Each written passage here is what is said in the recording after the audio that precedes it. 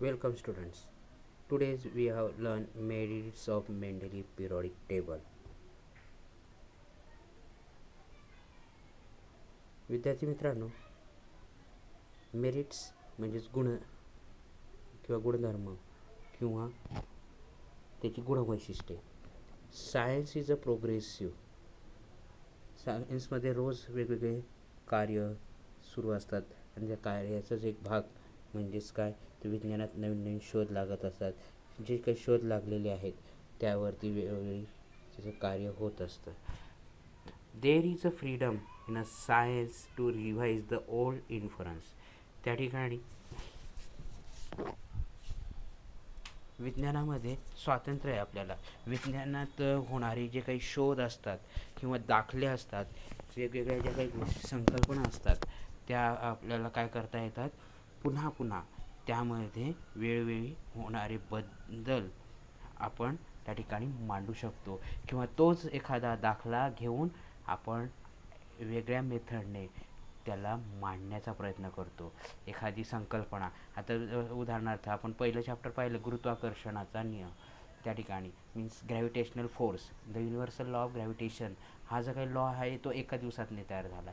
त्यावरती वेगवेगळी प्रबंध त्याने मांडली न्यूटन्सने. आणि त्या न्यूटन्सने काय केलं, वेगवेगळ्या वस्तूवरती फेकून पाहिल्यात, वेगवेगळ्या जागेवरून फेकून पाहिल्यात, वेगवेगळ्या स्टेपवर जाऊन त्याने केलं आणि त्यातून त्याने निष्कर्ष निघाला की युनिव्हर्सल लॉ ऑफ ग्रॅव्हिटेशन.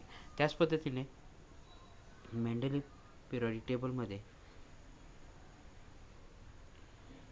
सुद्धा आपल्याला अशाच पद्धतीचं वेगवेगळ्या मेथड्स आणि एक्सपेरिमेंट्स वापरलेल्या पाहायला भेटतील.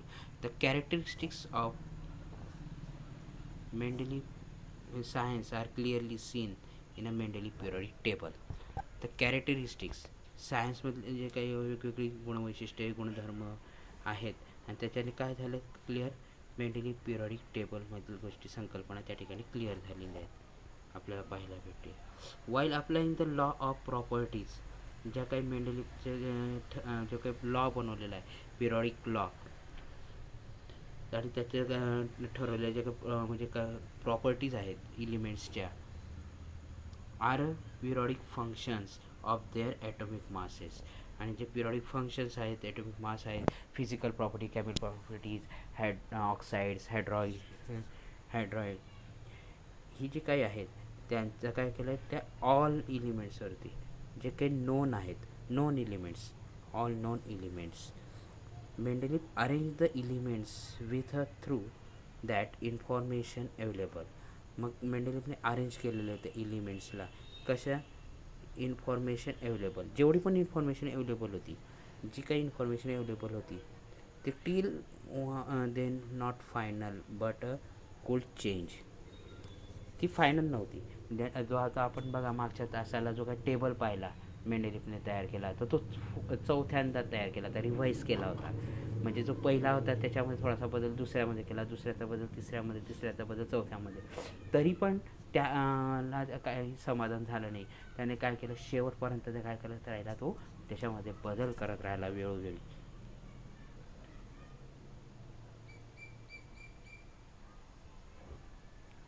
जो काही बदल आहे, as a result of this Mendeleev periodic table demonstrate the following merits. आणि मग त्याच्यावरून ते जे काही पाहण्यात आलं आणि जे पाहण्यात आलं त्याच्यामध्ये ते दिसेल आपल्याला की काय काय गुणधर्म, काय गुणवैशिष्ट्ये त्याची आलीत, ती आपल्याला ह्या पहिल्या याच्यामध्ये पाहता येते. Atomic mass, some elements were revise. आता बघा, एलिमेंट्सचे atomic mass so as to given the proper place. आणि बघा आता जसं ॲटॉमिक मास पहिल्या एलिमेंटमध्ये त्याचं काही असे काही एलिमेंट्सचे मास होते की त्याने जे शोधले होते त्याच्यामध्ये काय झालं, अजून त्यांना काही प्रॉपर त्या काही गोष्टी मिळाल्यात आणि त्याचं ते काय झालं, ॲटॉमिक मास काय झालं, रिवाईज झालं. म्हणजे पहिला एलिमेंट्सचं मास जे होतं ते बदलून त्या ठिकाणी एलिमेंटचं मास अशा अशा पद्धतीने बदल आहे बुवा. आणि मग त्याने लगेच त्याने त्याचं काय केलं, एलिमेंट्सची जागा बदलली. म्हणजे पहिली ज्या जागेवरती दिलं तर त्याच्या बिफोर किंवा आफ्टर त्याने त्याची प्लेस चेंज केलेली. आता बघा या ठिकाणी आपल्याला ते पाहता येईल the place in the periodic table in once accordance with their properties.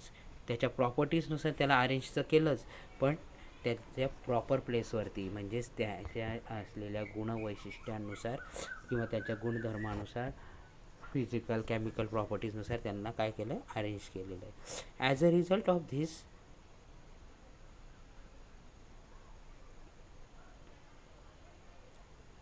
the previous determination atomic mass of beryllium 14.9.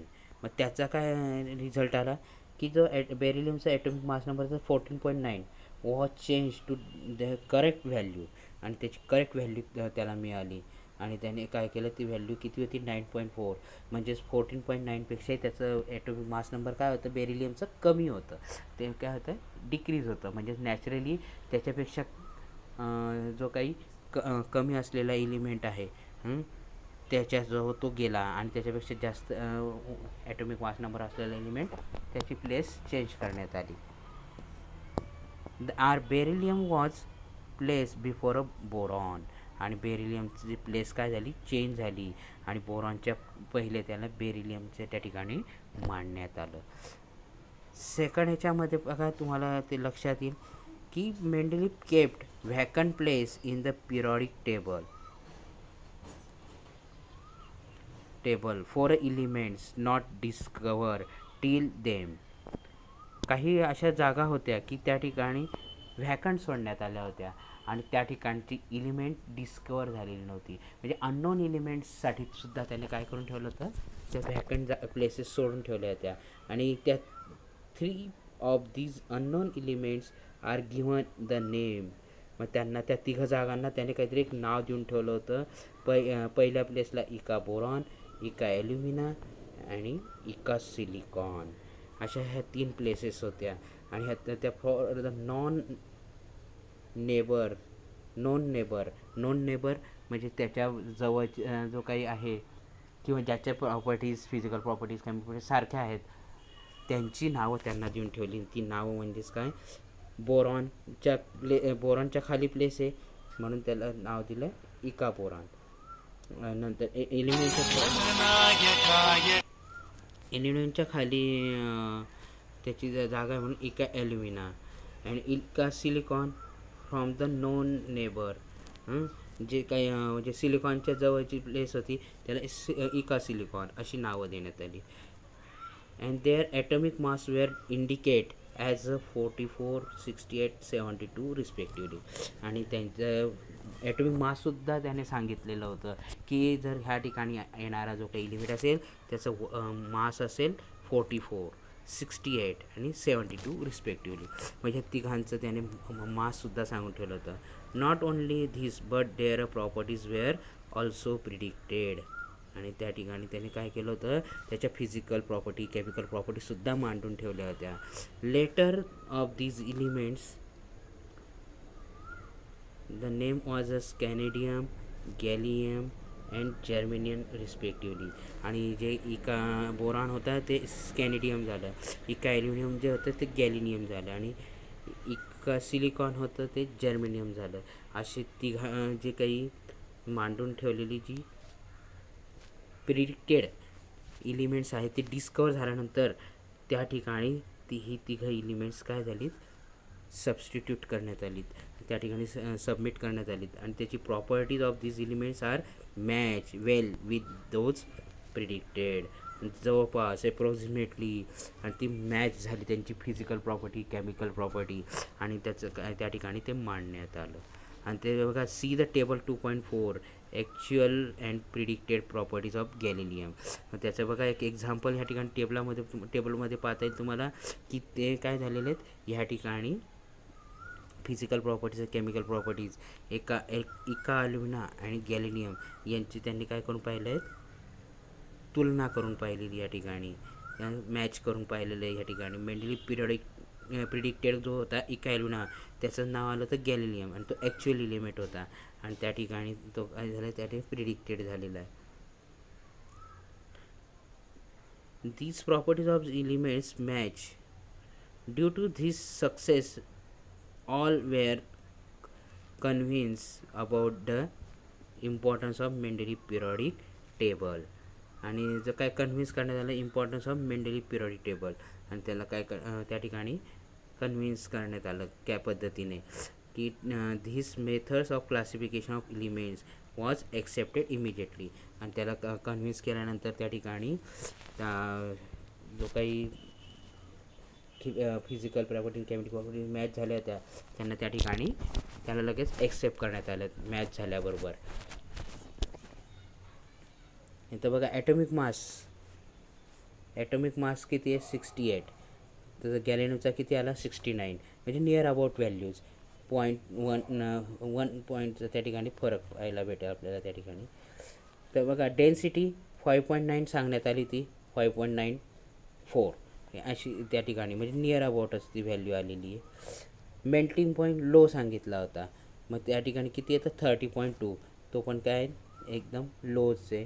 Formula of chloride molecular formula react with chlorine, इका ॲल्युमिनियम रिॲक्ट जर झाला क्लोरीनसोबत तर त्याचा मॉलिक्युलर फॉर्म्युला येईल तो किती होता ECl3, म्हणजे क्लोरीनचे 3 ॲटम्स आणि इका ॲल्युमिनियमचा 1 ॲटम. तो गॅलियमचं तेच झालं की गॅलियम 1 ॲटम आणि क्लोरीनचे 3 ॲटम त्या ठिकाणी पाहायला भेटतील.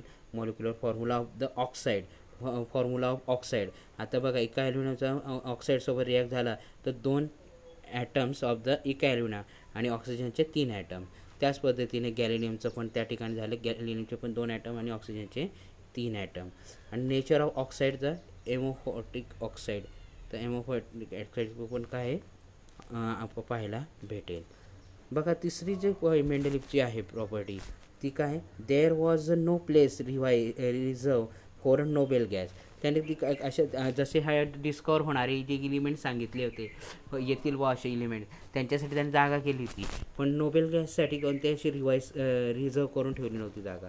मग ज्यावेळेस noble gas what is the meaning noble gas, तर noble gas means do not react any other elements, कोणत्या इलिमेंटसोबत ते रिॲक्शन्स करत नाहीत, त्यांना नोबेल गॅस असं म्हटलेलं आहे. However, when noble gas such as helium, neon, argon were discovered and towards the end of the 19th century, 19th centuryच्या शेवटी हे डिस्कवर झाले, ते हेलियम, निऑन आणि ऑर्गॉन हे एलिमेंट डिस्कवर झाले. आणि पण त्यांना मेंडेलिफने काय केलं, create a zero group without disturbing the original periodic table. त्याने ओरिजिनल पिरियडिक टेबलला डिस्टर्ब न करता वेगळा एक ग्रुप बनवला आणि त्या ग्रुपला नाव दिलं zero group element, in which the noble gas were fitted very well. अशा पद्धतीने त्या ठिकाणी त्यांना प्लेस दिलेली. एक तुम्हाला यूज युअर ब्रेन पॉवर त्या ठिकाणी वापरायचं आहे आणि त्याचा अभ्यास करायचा आणि त्याचं उत्तर मला कमेंट बॉक्समध्ये पाठवायचं आहे. ठीक आहे, यूज युअर ब्रेन पॉवरचा अभ्यास करायचा आणि मला त्याचं कमेंटमध्ये उत्तर पाठवा. थँक्यू. Okay, bye.